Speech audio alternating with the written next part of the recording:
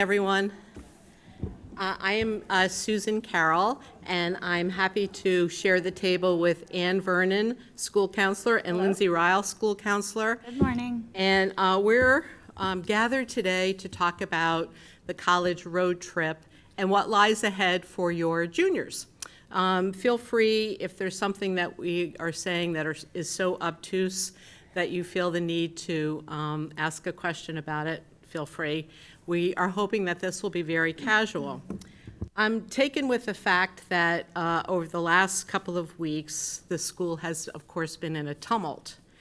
And we ended that period, I hope, of tumult with the football game and T-shirts that said, "We don't worry alone." So I think that goes for parents too, that we're here for you, that the college journey ahead can, dare I say, be actually fun. You will see your kids grow up the way that they did when they moved from toddler to preschooler, and which, if you remember correctly, meant that there was going back every once in a while too. It's going to be exciting.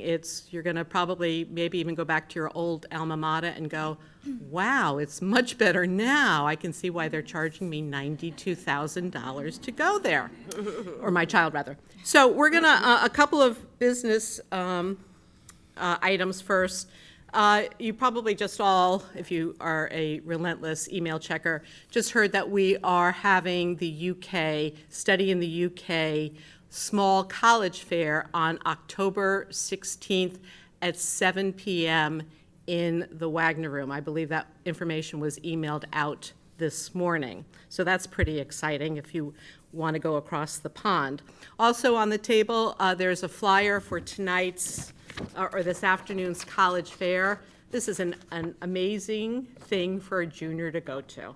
It's driving up to Bridgeport, right off 95 is the amphitheater right there. It's got colleges, you name it. So make sure you have your cell phone on you because I'm sure there'll be a lot of QR codes to scan. As back in the day, you used to make labels to go to a college fair and put them on. Now you scan their code. So that's today, this afternoon, and again, the flyers are on the table. Also, there is a flyer for Fast Web. We'll talk about financial aid in a few minutes, but Fast Web is a thing that juniors can start out with. You spend 20 minutes entering your information. You know, did you have a great-grandfather for this generation in World War II? Do you play a musical instrument? The site which is a national clearinghouse for scholarship, for merit money that doesn't have to be paid back, and it sends you applications for scholarship that are germane to whatever information you gave it.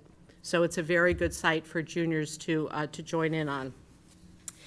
You can, of course, follow us for social media. You can let me be your reader for you on Facebook, on Instagram, on Twitter, X, but also the school counselors have a great Instagram feed also. So I invite you to follow for quick information. And then also, hot off the press from this morning, you will see, this is behind me, is the school counseling webpage. There is the school counseling update. This happens every month, similar to the Rammogram, but it's very specific information curated by the counselors for your information. So you can make yourself, there's a lot of information. You're going to be overwhelmed by how much information is out there in the next 18 months. But you can save some time and check out what they have curated for you. So we're going to start off talking about what comes up next for juniors. Right, Lindsay? Yes. Thank you, Susan. Yep. Good morning, everyone. So the next step, I'm going to talk about testing a little bit, particularly the PSAT, which I don't know how many of your excited juniors have been just raving about how much the countdown is on, 10 days. So they will all be sitting for the PSAT here on Friday, October 11th. A lot of your children might have taken it last year as sophomores, so it might not be their first time sitting for it. But even if it is, a low stakes test. The scores are not seen by anyone other than your children and us as the counselors. After taking the test on October 11th, the scores will be released in batches by College Board. So depending on their timelines, they might have their scores as early as October 24th. Could be as late, but even still not too late, as November 14th. So the turnaround time on those scores is much quicker than it has been in years past with the digital test. So to ease the process of your children accessing these scores, we highly, highly, highly recommend that all of your kids have a College Board account. In creating an account, it's really important that your child is leading this process. They will be the only ones with access. So it will have to be that they will have to be thoughtful in, personal email versus school email. Our advice is whichever email account they check most frequently, with the caveat that they will have a lot of emails coming through from College Board. So some students do create their own, lindsayrylecollege@gmail.com to have just a college account. Others, if they're in AP classes, they're checking College Board every day in class, they just want it to be their New Canaan Public Schools email address, they can keep it on that username there. But just to be mindful when creating the accounts that, write down your username and password. Your counselors can't help you if you get locked out. You'll have to call College Board. They will be the only ones with access to this account, and that is where they will be able to access those PSAT scores in a few weeks. So new this year, College Board has come out with something called Connections, and when your children are sitting for their PSAT and filling out the kind of, basic information before the test starts, they will be asked to put in their cell phone number. They don't have to do this. It's something that if they do, they will receive a link as soon as their scores are available. So it's just another way of accessing their scores. If they do choose to input their cell phone number there, they will be, it's like when you go to a new clothing website and put in your cell phone number for the texts, you're opting into texts. They can opt out at a later date. But just make sure that they know the College Board account that they're creating on collegeboard.org is separate from the texting connections. So the text is another way that they can access those scores. When they get the text message in late October, early November, they can click that secure link. It will take them to College Board and they'll see their personal results. But that does not replace going on collegeboard.org and creating an account. So it is really important that they still are making that account. Is this just for test scores, College Board is just for test? So College Board is PSAT, SAT, so any future testing, which I'll get to in a couple minutes, and then AP classes. So if a student is in an advanced placement course, they will have to enroll in that course via College Board. They'll have a lot of resources available for that AP Classroom on College Board. So really important everyone has a College Board account. And also, the College Board is much more expansive than when you, I don't even know it was in existence when I was 17, but it's much more expansive now. They have something called Big Future, which is a great website, a great area of their website that talks about scholarship. And then there's also, you can do a college search on College Board. So if you want it to be, it's more than just the scores. If you want it just to be the clearinghouse for your scores, that's what it will be, but you will need access to it to send those self-same AP and SAT scores if you choose to send them to colleges. And Big Future is, along with the Connections service that I mentioned, it's a new app. So College Board is, I'm sure if your children input their cell phone numbers, they'll get texts to download the app, and those notifications will start coming in. But as Susan mentioned, it is a wonderful resource. Yes? Does College Board cover ACT? No, it does not. That's a separate organization, the ACT out of Iowa. separate tests, separate organization, much less bells and whistles than College Board. We only bring this to your attention, you know, your kids give their cell phone numbers away all the time. It's just that the more information you put out there, the more information that's going to come back to you. And it's hard enough for a 16-year-old to keep track of all this stuff. So I think it's worth a phone call, or excuse me, a conversation with your children about putting in their cell phone and what will happen next. Excellent. Is there any other questions about the PSAT coming up? You had mentioned, I have a little for more. application of financial aid, a website. Can you just repeat that information? Sure, there's a flyer right in the back, but it's called FASTWeb, FASTWEB. Okay, so next, once your children do access those scores, they can see how they did. Again, they and us as counselors are the only people that see these scores. Your kids will all have an opportunity to sign up with Khan Academy via College Board, which is some individualized test prep, more practice, as they do look ahead to the SAT that they'll be taking.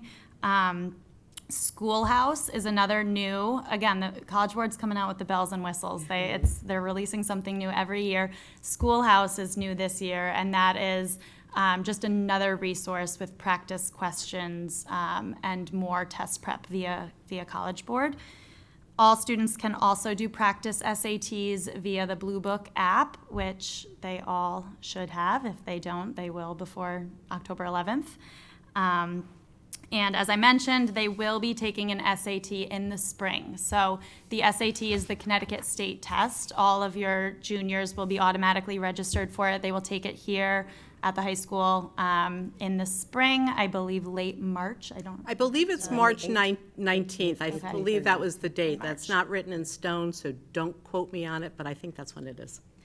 And just for all of your information too, each counselor will work with each student individually in the spring. I'll talk about this a little bit more later, but we will come up with a testing plan. We'll help your child to come up with their testing plan. So most students begin with that first SAT in the springtime, might take 2 or 3.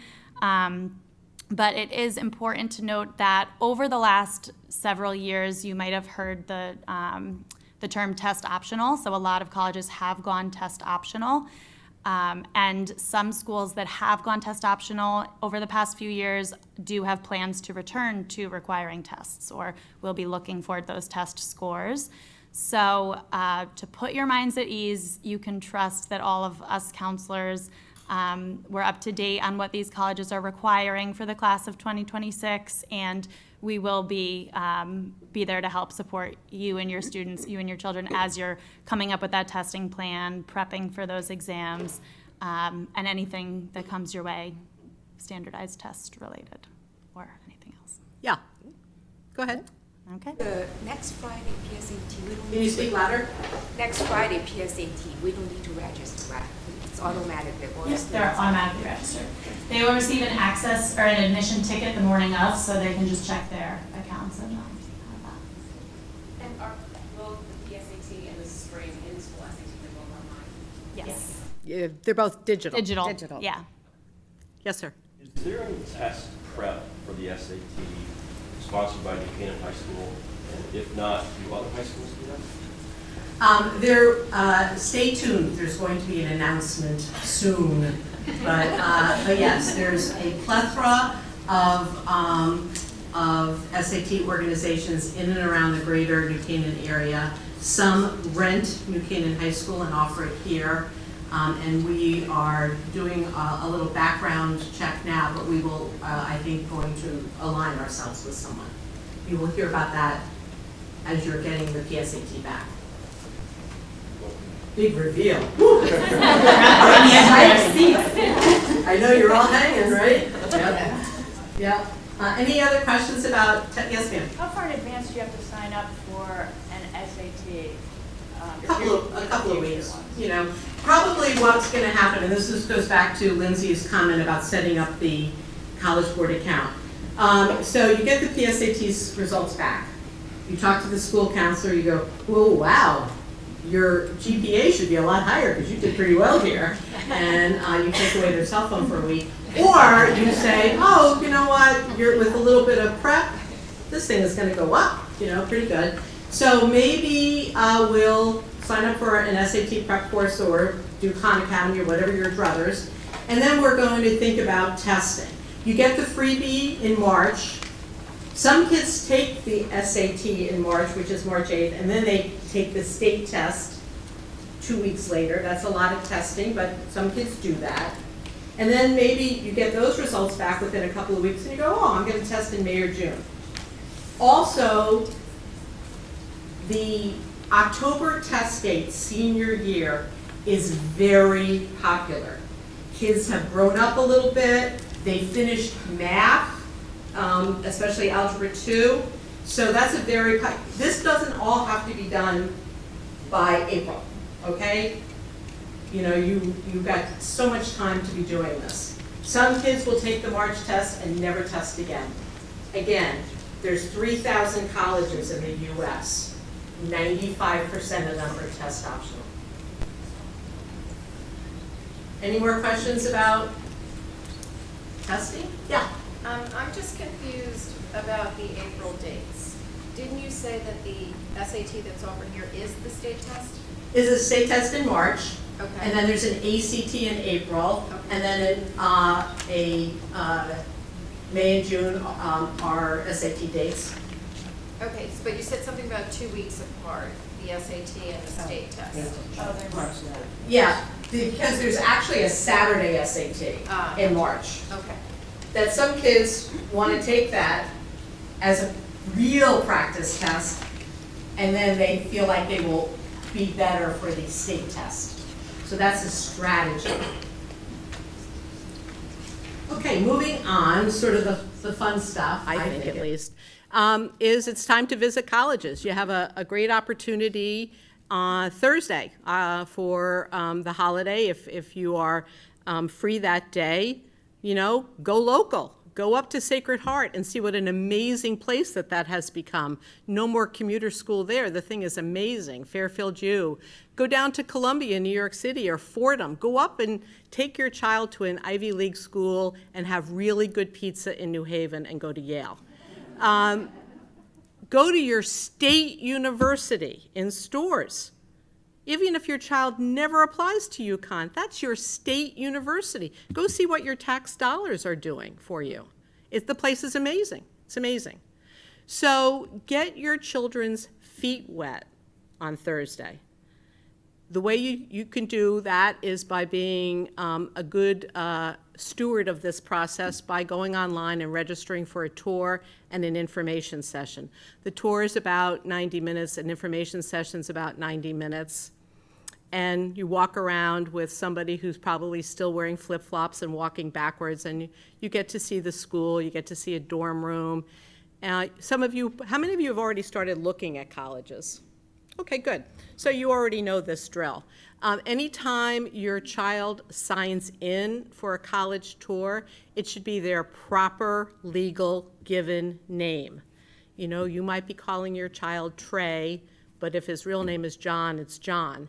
At some point, you want the application, the fact that he's visited campus, and scores all to come together in the cloud. That is a college application nowadays, and you need the proper legal given name in all of those places, okay? You have another opportunity to do this on Columbus Day weekend, huge opportunity. It's probably one of the biggest college visit weekends out there. And so your kids will really get to see what it's like with perhaps walking around with future classmates at colleges. Go down to Pennsylvania, go to DC. If you need ideas on where to visit, I can be your travel agent. So I'm happy to do that for you, okay? Hotels and restaurants are on you, but I can do the college part for you. So, and I'm also trying very hard, and I hope you will listen to me. But, for example, there was an article this week in the Wall Street Journal about colleges, kids wanting to go to college in the South. We are seeing that here. We're not any different. So, when you have a college that your child is thinking, this is the place for me, And there's going to be 69 applications from New Canaan High School at that college. I think it's just something that you have to be cognizant of. Large rah-rah schools are very popular right now with New Canaan High School students. You would agree, ladies? And smaller liberal arts colleges maybe a little less so. So I think that you should have an array of those schools in the mix when you go to look at colleges. Make sure that at this point you begin the conversation, if you haven't had it already, with how you will pay for college. On the road to adulthood, it's very important, even if you are paying full freight, God bless you, writing that check out every year, that's great. Your kids need to know how that is coming about. When did you start saving? How have you managed doing that? If you have limitations on the schools your child should be looking at because of the price tag, now is the time to have that conversation before they go and fall in love with Johns Hopkins for $92,000 a year. Okay? It's I can't say it enough, it's really, really important to have that conversation. And it's important for the growth of your child. That's part of being an adult, is knowing how you're going to pay for this stuff. So once you go looking at colleges, it's not crazy for your child to use the Notes app on their phone or to have a good old-fashioned notebook in the car. And when they get back in the car, you give them time to write some stuff down, what their thoughts are. Because after a while, you will see, as gorgeous as these schools are, they all look alike after a while. So, but the biggest job that you have at this point is to keep your mouth closed, to not say anything. You already know this about your children. You're dealing with 15, 16, 17-year-old brains who need way more time to process things than you do. So weeks later, as you're sitting around the dinner table, what did you think about our trip to Pennsylvania? Or what did you think about North Carolina? Gee, what did you think about college? Listen to your kids.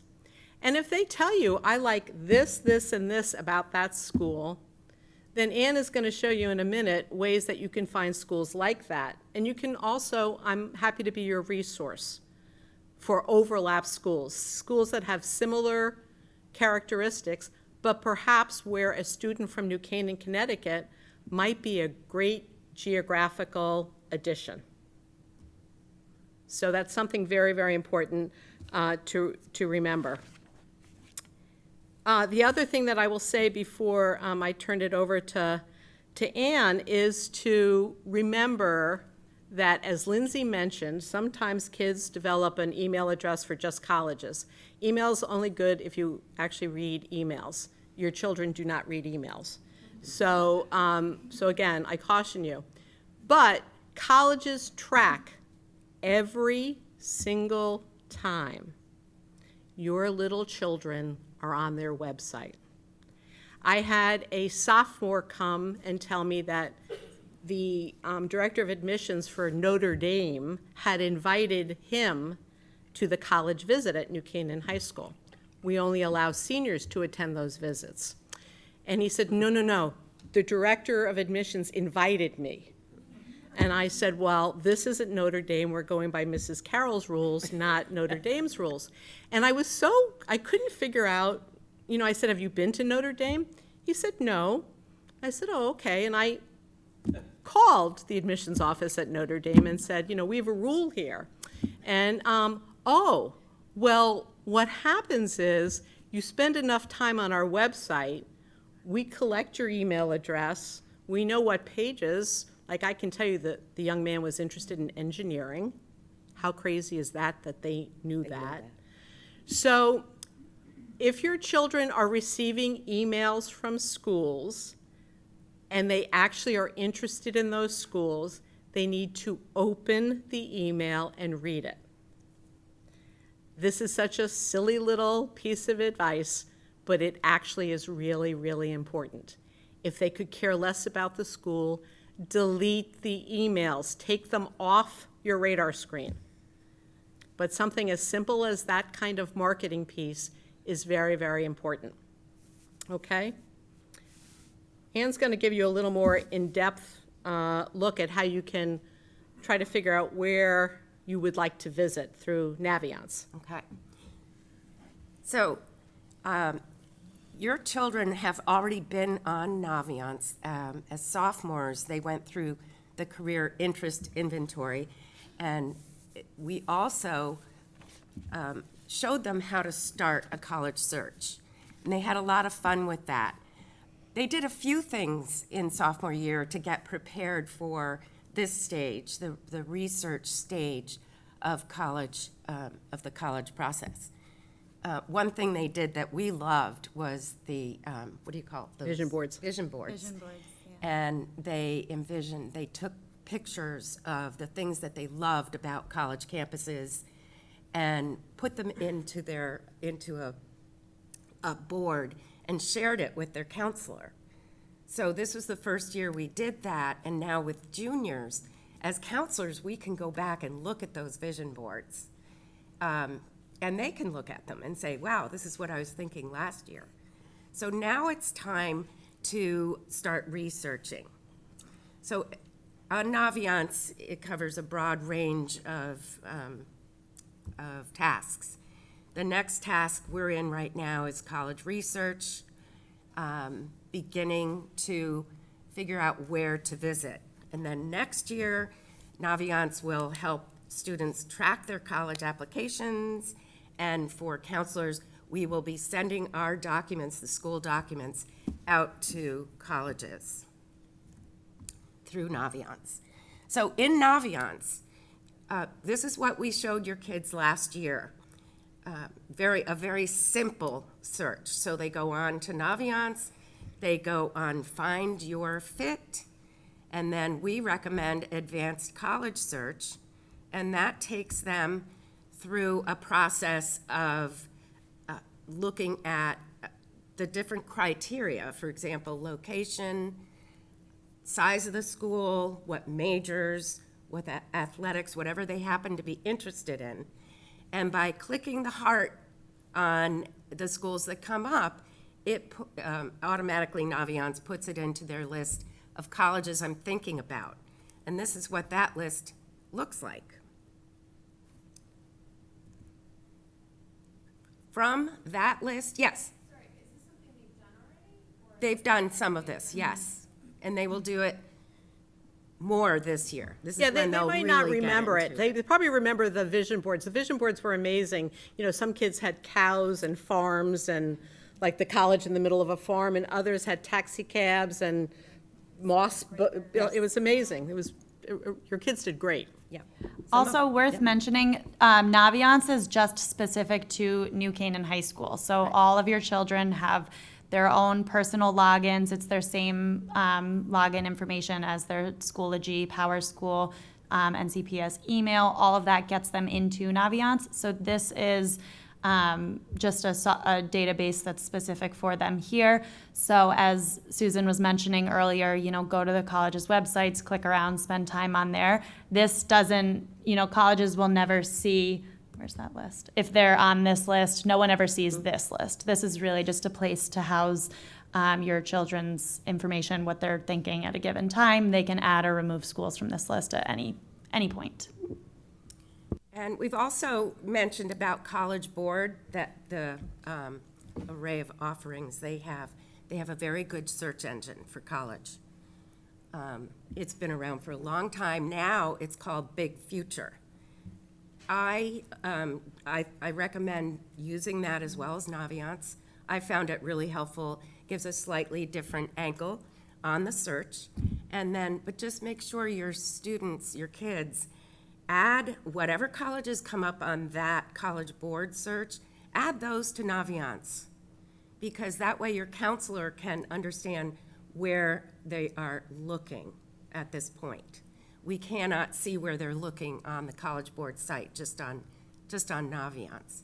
There are other searches out there. I hear slate.org, that's a fairly new one. Those you can look into as well. There's just an incredible amount of information out there for searching. And then the next thing they can do upon searching is to look more at individual colleges, for example, to go on a virtual visit. And I've gotten a lot of students asking, oh, can I go to this college visit? I'm a junior.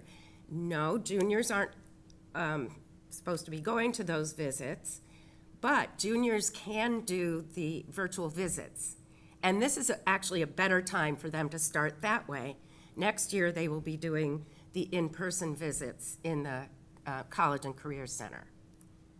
Sorry, I may have missed it, but why would you care if a junior goes to a college visit? Why We only mean here at New Canaan High School. The seniors right now are enjoying close to 160 colleges that come here personally, and the visitor who comes here is the first reader of our applications. So at this point, I only allow seniors because the conversation should be very different with that rep than what a junior would bring to the table. So the juniors are going out to visit colleges, and then senior year, the colleges come to visit our students. Yep. I'm sorry, just to be clear, so that list that I see on your website that lists all, Tennessee was here? My hard work, yes, sir. That's only for seniors? Only for seniors. And, okay, so should the juniors say they're interested? There's like an absentee sign-up sheet? Nope. That's another, you don't want that either. No, because you could go right online and sign up for the mailing list. So you want to get on the mailing list, definitely. Got it. Yeah. What is the virtual visit you spoke about? Can you just talk about that a little bit? You said that juniors can do a virtual visit. Virtual visit, so you can go on to, I don't know, Dartmouth's website, and then you click virtual visit. And Dartmouth knows that you're tooling around on that virtual visit, so watch the entire thing. But you get a lot of good information. Some really great things happened because of COVID. And one of the things that happened that was great was how great college virtual visits have become. They spent some money, they went out with film crews. So it's a great way if the place is especially geographically difficult to get to, that the college will know that you're on. You can even sign up afterwards. You can email the rep and say, I just did the virtual visit. Boy, it was pretty darn good. Please put me on your mailing list.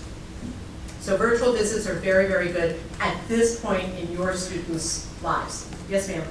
So I know parents do not have access to our child's Naviance account. Not on your own, but if your child is sitting right next to you, because who doesn't love a little kid time? Right, because you've seen 16-year-old boys. Yes, I see them every day.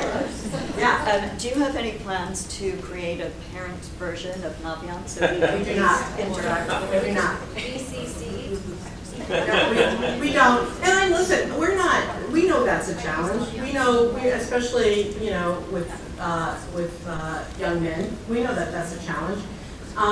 But if you can't move your son or daughter, perhaps the school counselor can.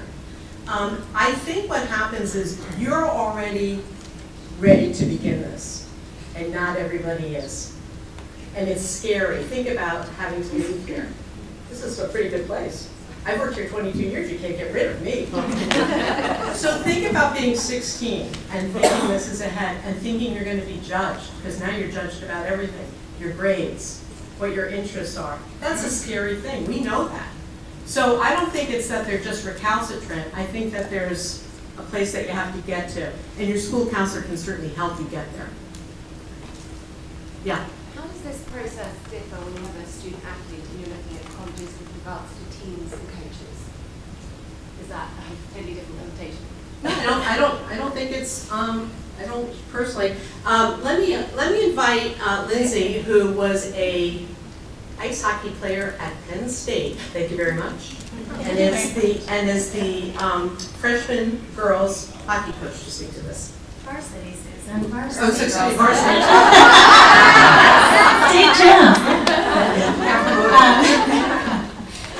So there is an element of the advanced college search that Anne was showing where you can sort only by sports. So if you don't care where in the country you are, what you're studying, which I hope is not the case, but if sports are the priority or are right now just one element that we want to explore, you can sort by divisions 1, 2, or 3, and then sort the whatever sport it is, and it will generate a list of every college in the country that has that sport at that level.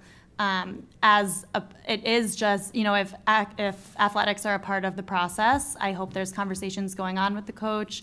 That's just an added layer to the college search process and all of everything we're talking about today. So in addition to the virtual tours and the emails you want to check and the lists you want to get on, you also want to be, and by you, I mean your children, also want to be sending an email, introducing themselves to the coach. There might be an interest form on the website where they can just put in, their stats, their positions, whatever they're looking for. So an added layer, but it is important, I would say, communicate with your child's counselor as well as your child's coach of whatever athletic program they're a member of, because it does add a little bit more to the process. And you should know, I'm a big fan of the school counselors. This is not their first rodeo. We're lucky. Your children are amazing athletes. They're amazing artists. They're amazing musicians. They have had a lot of experience helping your children through recruitment processes onto the right college. Yes, ma'am. Because currently my son thinks he's going to college to play soccer. Good for him. Do you talk not only about the division level, but I've recently learned that there's also club level and intramural. And do you talk to the kids about the fact that if they don't get recruited for the D level, there are still opportunities so that the only focus isn't. When you walk around campuses, that's going to be part of the chatter. They'll talk about their intramural program, their club program, and then their D1, 2, and 3. So that's something that colleges tout all the time. Yeah. So I'd like to move to the cost of college and the financial aid process. We have a financial aid night this 2 weeks from October Thursday, 10th. the 10th. That we have a man named Bill Smith who we've had in the past. He's an amazing. He's awesome. He is absolutely amazing. He goes into a lot of detail on the financial aid process. So I highly recommend coming to this session. It will be in person in the Wagner Room. I would say he's the most knowledgeable person I've ever encountered in all of my years doing this. Then we have, as we have talked about a little bit, there is the financial aid process through government aid like the FAFSA.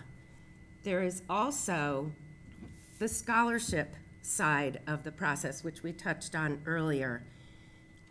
In my experience, students who are just looking for scholarships as seniors are going to be under so much more stress at that time, because that's another layer of work to put on everything else in senior year. So I really recommend for juniors to start looking at the scholarships out there, the FastWeb, as Susan mentioned, also Merit Aid, where you can put in your interests into a search engine, and they will recommend scholarships for you to look into. That's something for junior year. In senior year, when students are actually, they've developed a list of colleges, Naviance will also have information. Let me go, I think I was, Naviance also has scholarship information, and those are institutional scholarships.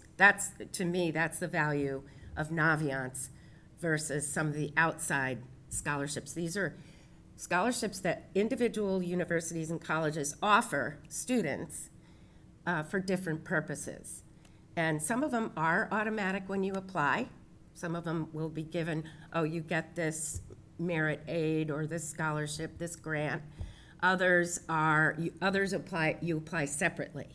But on this, you can see where the favorite scholarships on Naviance, that will take you to that site within Naviance for the scholarships. There's also, going back to financial aid, the CSS profile is a College Board system product, and it goes along with the FAFSA, the federal aid form, for the private colleges and universities. So FAFSA goes out to every university, and we do recommend for every family to submit the FAFSA. The CSS profile goes to private schools or smaller schools who elect to use the CSS profile. And in that form, they look at different aspects of your ability to pay for college. You are also able to write an actual letter to the college through the CSS profile if any special circumstances have come up. And that's really helpful. Private colleges really want to know this because they often do have money to give. They just want to give their money to people who really need it, obviously. And the CSS profile allows you to, it's like in conjunction with the FAFSA. So the FAFSA is just for federal aid. It's often thought that, oh, we're never going to get anything. You know, you probably won't get anything for free, but you can use the FAFSA in your scholarship applications. A lot of those require the FAFSA, and some of them require the CSS profile. Also, when my own daughter was in college, she was in college for 4 weeks her freshman year, and she said, "Mom, I've been offered a job, a research job in the history department." And I said, "Oh, that's great." And then she said, "But all jobs on campus come through financial aid, and you never filled out the FAFSA." So she ended up not being able to do it. So the FAFSA was completely redone last year, and it now takes 10 minutes where it used to take 10 hours, and you had to sit with your taxes right next to you. Again, I know we're throwing out a lot of lingo that you're thinking, I have a junior, I don't need this, but the FAFSA is probably a good thing for you to think about next year, and certainly financial aid night is a great thing to come to. It's okay to drag your kid to, because again, they should know how you're paying for all of this. Another point that comes up, and as Susan said, so many of our students are applying to big universities today. One thing to keep in mind, and I have experienced this personally for my children, if you're going to a huge university, it's not always easy to get every course you need in order to graduate in 4 years. And Naviance will show you the graduation rates for different universities. It will, yes, the university might be a little bit less expensive than a private school, but if you have to take extra courses in the summer or stay an extra year to graduate in a certain major, it's going to cost you that much more. So it's something to be aware of. I think there are ways to get around that. And for the bright students, looking into the honors programs is a wonderful way to make sure that they will be able to get all the courses they need, because the honors programs allow students to register earlier than the other students. So that's one value of an honors program.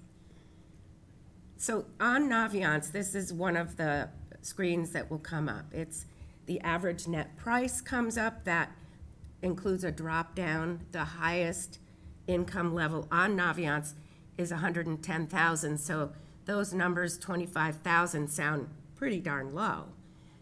But if you have a higher income, you're not going to be paying just $25,000. But just so keep that in mind. Graduation rate in this case was 65%. It's 67% acceptance, et cetera.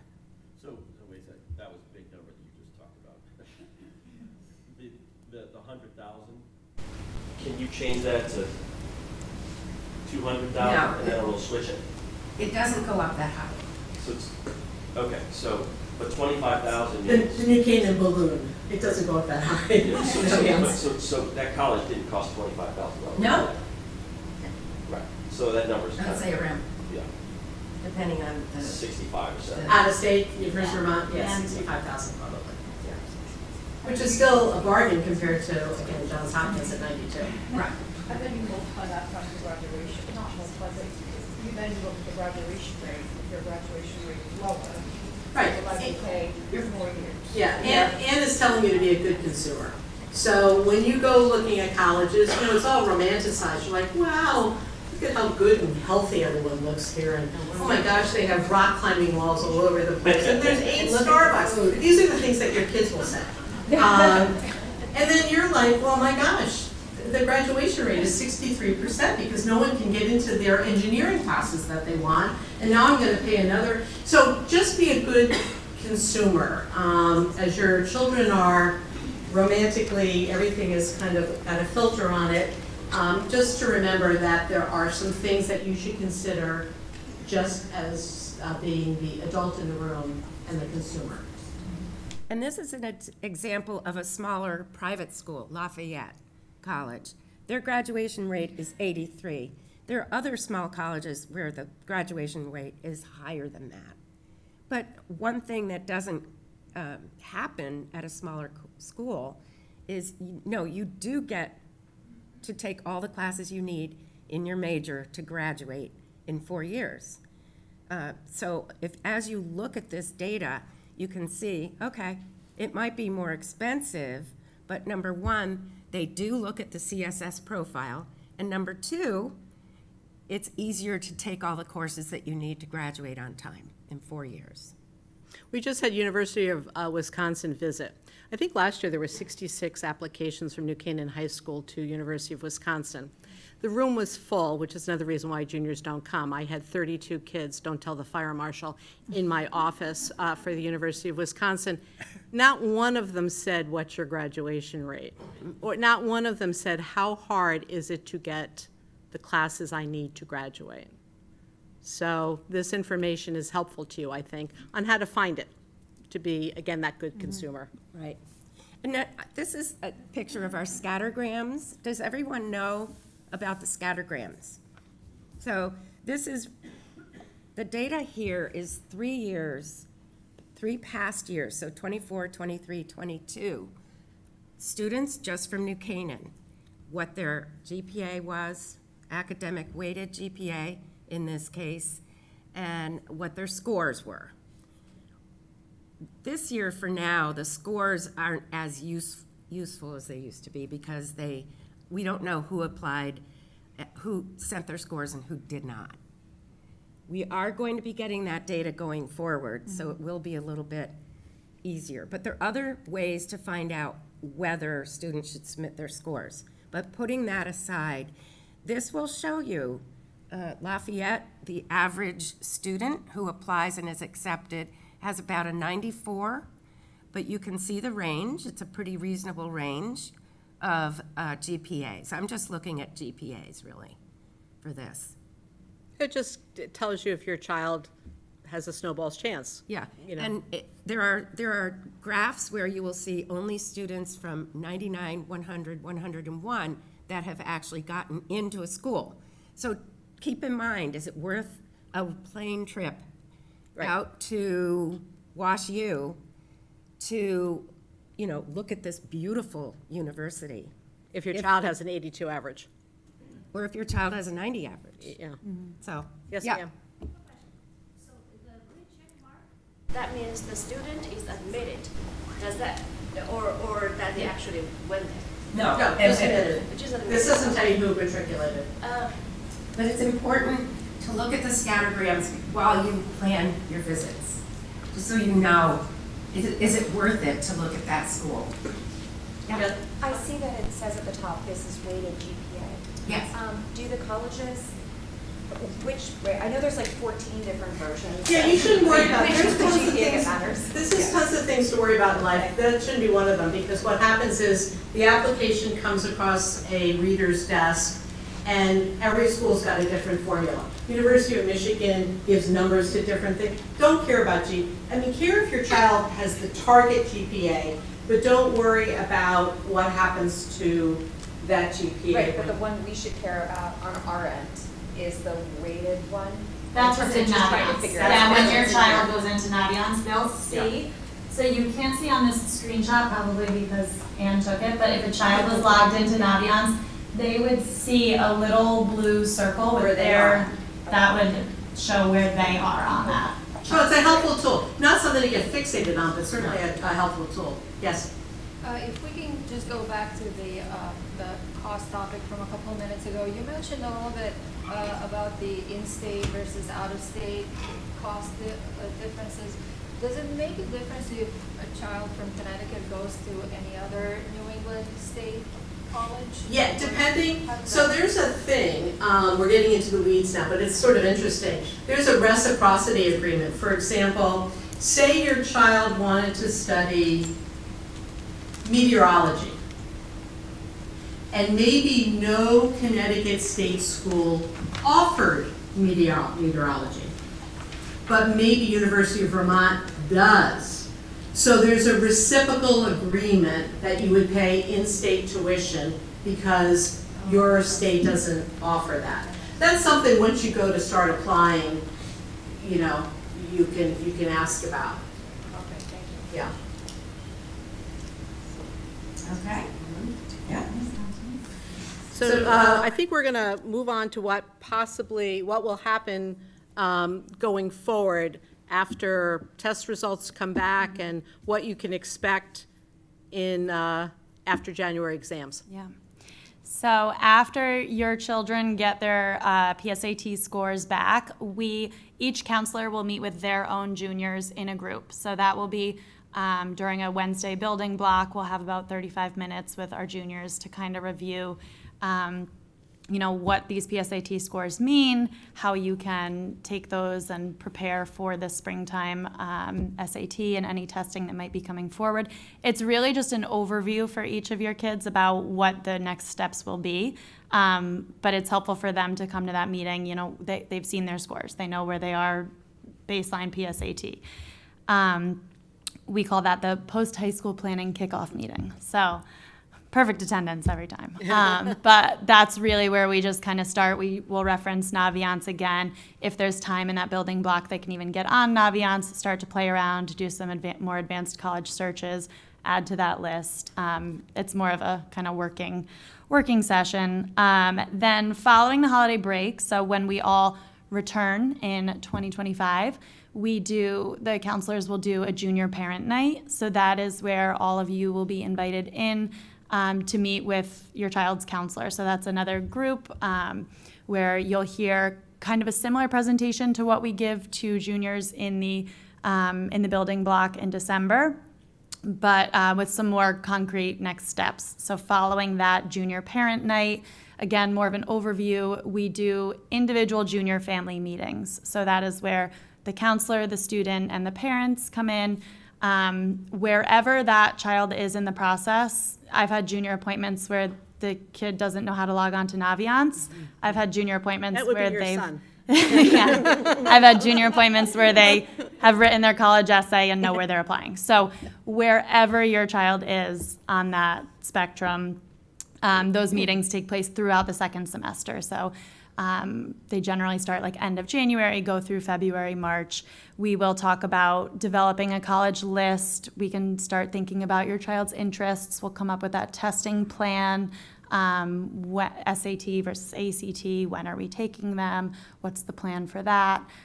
So that meeting, those are really, really great opportunities for just your child, you all as the parents, the counselor, just to have, that working meeting.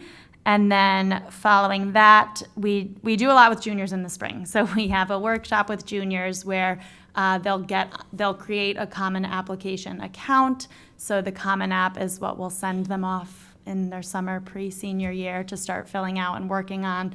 It's what all of our seniors currently are madly filling out. But we do a lot of check-ins with juniors throughout the spring semester. So the junior parent night, the junior family meeting, and that Common App workshop are the three main things. But we are all here as resources.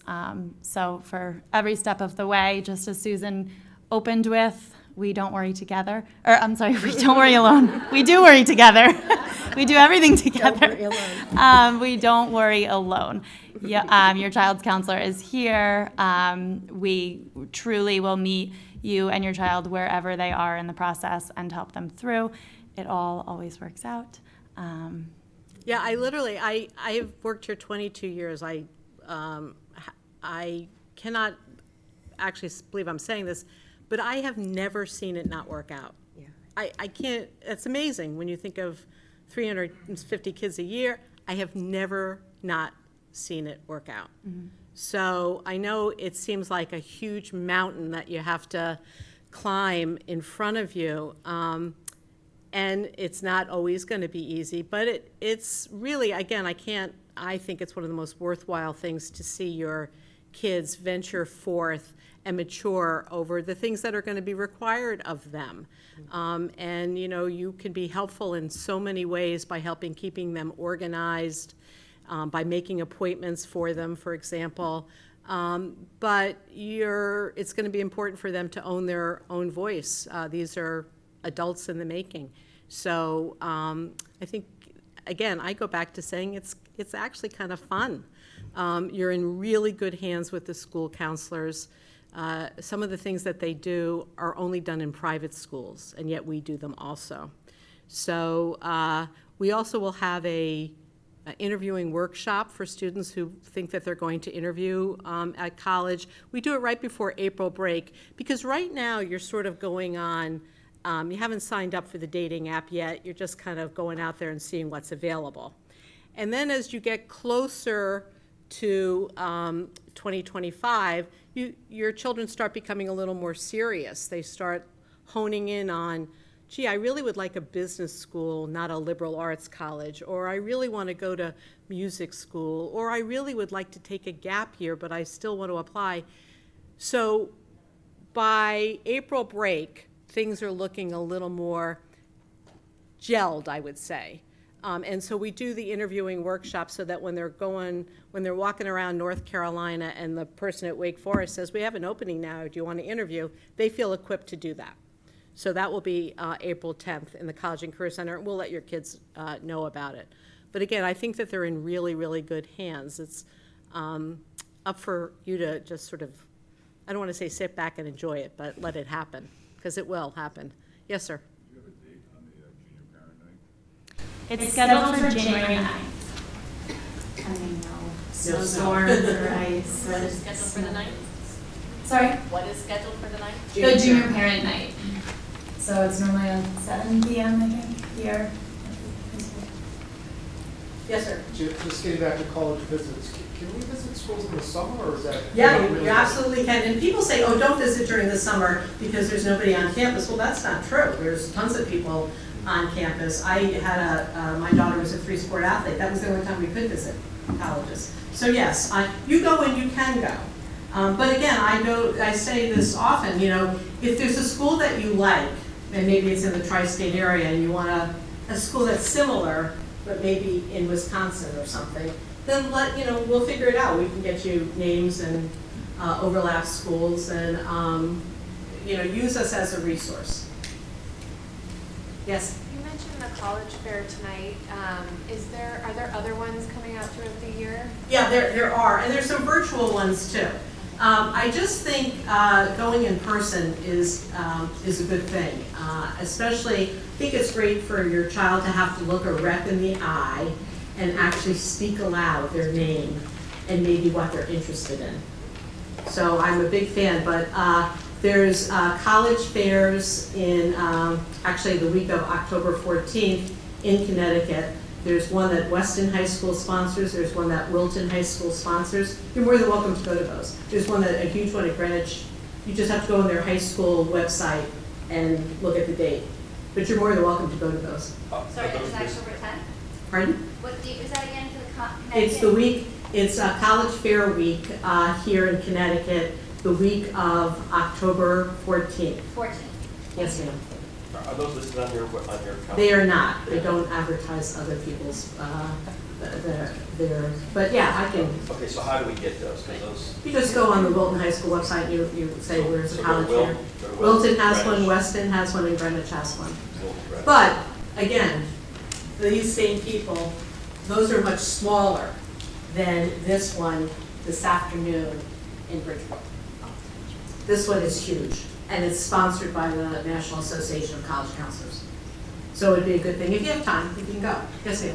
Did you notice anything new or different with last year's seniors if they led with their whole entire process? I mean, I may be asking this a year early, but, you know, my son was in that process, but did you, like, there was a lot of concern, like low acceptance rates and people applying to 20 colleges.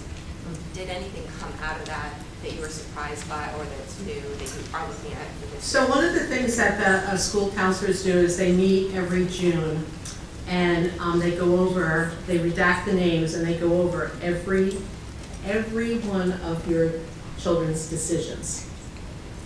And they write down where they're surprised.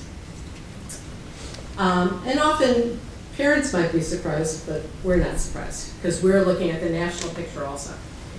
And then we target those schools, so when they come to visit New Canaan High School, we have a private conversation with them about what we found to be surprising. And sometimes they have answers. For example, we said, gee, you tell us that you're score optional. But it seemed like the people you accepted all submitted scores. How score optional are you? Press them a little bit. And then we come to find out maybe that's not what it was. Maybe they had an institutional need. For example, Vanderbilt University is opening a school of data science soon. They're going to look for people to populate that school. WestCon is starting a women's ice hockey team. They're going to be looking for ice hockey players. So this is some of the stuff that you all don't see that's behind the scenes that we're working on. But we do go in depth on things that are surprising. What I think we're seeing, again, this is probably post-COVID, this is the 4th year of it, but it's large state universities, many in the South, but also Wisconsin and Michigan. So, you know, if you like Wisconsin or Michigan, why not look at University of Oregon? You know, if you're gonna get on the plane anyhow, you would be a geographic delight to Oregon. And it's got the same exact things as the other schools do. So, branch out. Morning. Yeah. What other questions? Yeah. Just for organizational purposes, do you happen to have, and it might already exist, I just haven't seen it yet, like a cheat sheet for all the dates and stuff? Like, you guys had given out a sheet for like by month, kind of like a timeline, but as far as dates, do you have anything? When you go to your junior appointment, your school counselor will give your student a booklet. Okay. And it will have a lot of great stuff like that in there with dates and a timeline. No, meaning for all these parent focus things. Besides No, I think you'll just be communicated, you'll get emails with, The junior parent night will be the next big one thing on for all of you, on and January that'll be 9th. January 9th.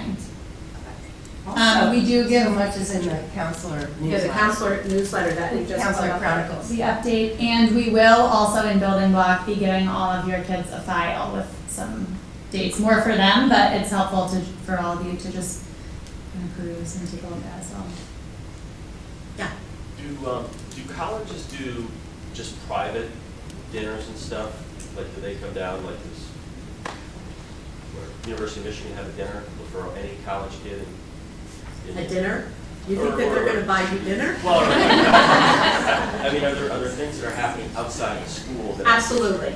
So on the Facebook page, on the College and Career Center's Facebook page, I just put on the date for the Northwestern gathering at a local, they're usually at a country club or a library, and they invite all people from Fairfield County to come and visit. That's a great thing for sophomores and juniors to attend. So yes, I post all of those things on the Facebook page. And the reason why I don't send out a mass email is there's probably 7 kids that are interested in Northwestern, not 350. But that information is out there.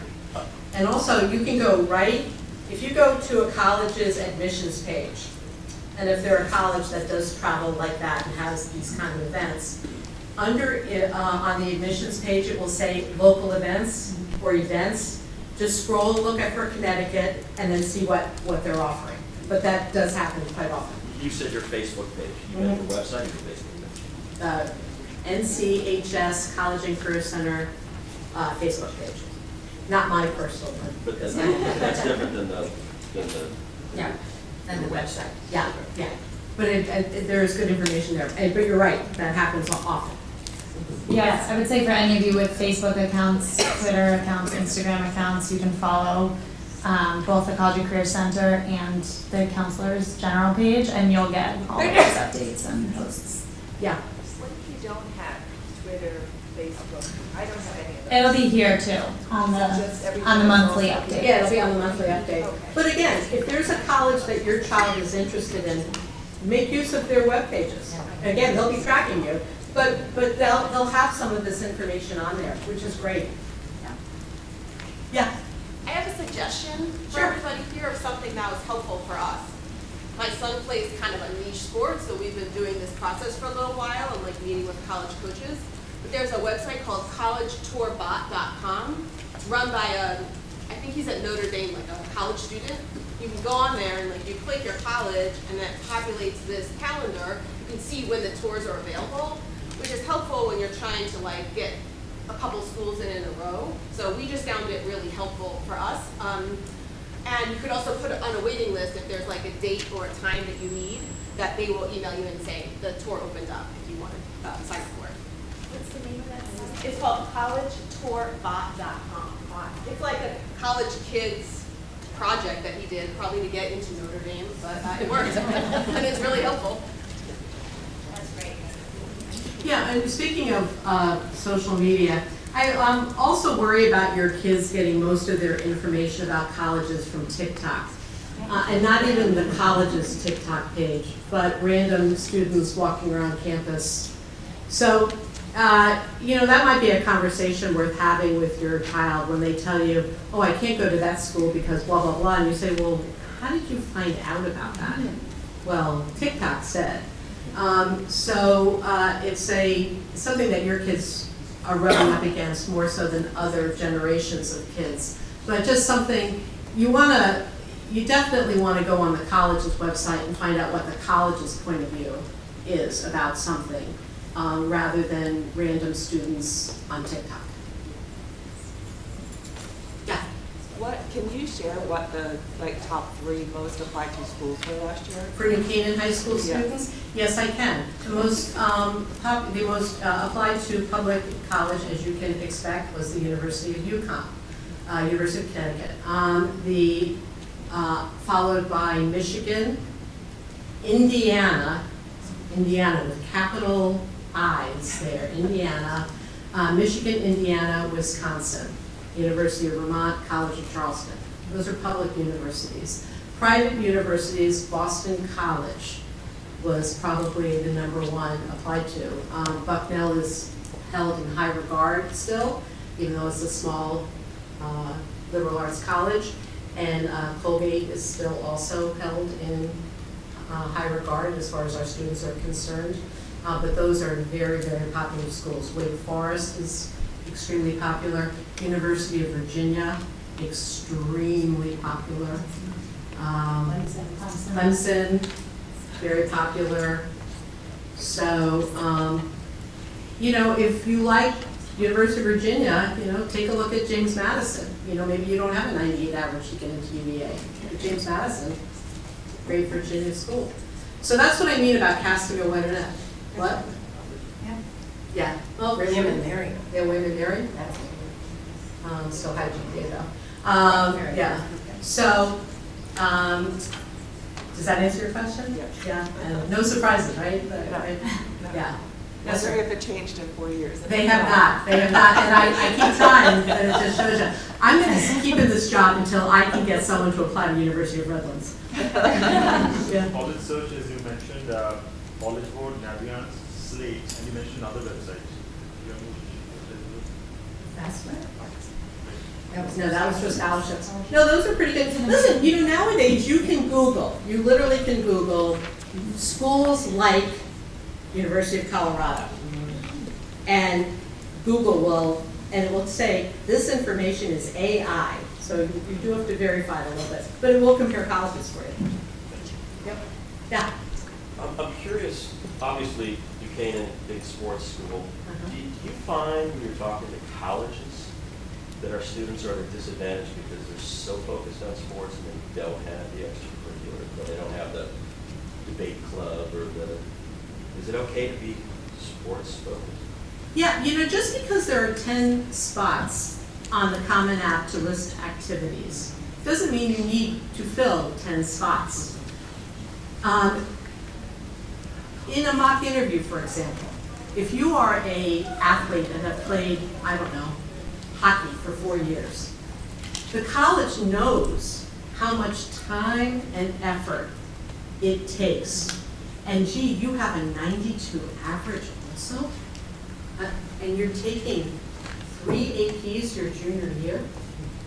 So they're very aware of that. I don't need 20 lists, I don't need a list. of 20. No, in fact, I would offer that it's a mistake to do that, but that's for next year. That's a conversation for next year. One club is okay. Yeah. Hockey plus one. If you love it, I mean, if you're doing it, That just, you're really genuinely involved in. yes, sir.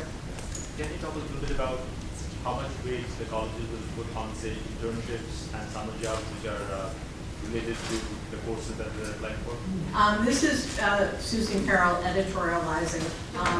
From this, which I guess I do all the time, from this zip code to have a summer job is significant. I say it to kids all the time. We did a survey. We have a very strong and fine senior internship program. And we interviewed, I think it was 6 years ago, we asked the kids, have you ever had a summer job? So the class 6 years ago of seniors. 85% said that they had never had a job, like not even babysitting. That's crazy, but yet you went to Ulaanbaatar to build houses? So a job is something, I'm sorry, editorializing. The principal's right there. So I think summer jobs are great. I think your kids should do things because they like doing it. That's the biggest story, is you do it because you like it. You know, this word that gets thrown around all the time with colleges, this word passion. You know, when I was 16, I had a passion for David Cassidy. I mean, they're asking kids to have a passion about something you haven't even really tasted like that. Your kids should do what they want to do. And if they don't like it anymore, they should give it up. And then it doesn't have to go on the activities list. And to fast forward, your kids in 1 year will be where our current seniors are, and we are in rec writing season. We're writing letters for all of our seniors, and to tell the story about that kid, that student, maybe, they play one sport, but maybe over the summer they got certified as a ref, and then they ref, and they coach the youth, they volunteer coach the youth in town, and it all becomes a part of that story. So it's a harder story to write when everything's kind of random and it looks like they're trying to check the community service box and check the job box and check the sport box. But to have that whole picture of who each student and child is really important. And it's important whether it's a job or, say, an internship or a class that they took in the summer. The thing that's important is what they got out of it. It's not a box to be checked unless you have something to say about it. Mm-hmm. Yeah, and for example, if your child comes home, both parents work outside the home, and your child meets their younger brother and sister off the bus and is the caregiver for those kids, that belongs on the college application. That's a significant thing to be doing. So, your kids are awesome. They're just so much fun to be around, and they're energetic and enormously kind, really, really great kids. And that's what we want to be represented in this college application, and also the fact that they have some academic prowess. So that's an important thing. This is a darn good high school. I live in New Canaan. My tax dollars support this high school. This is a place to be proud of. So, are there any other questions? You were a great audience. Thank you. Have a great day. Thank you. Remember, we're here to help. We don't Worry alone.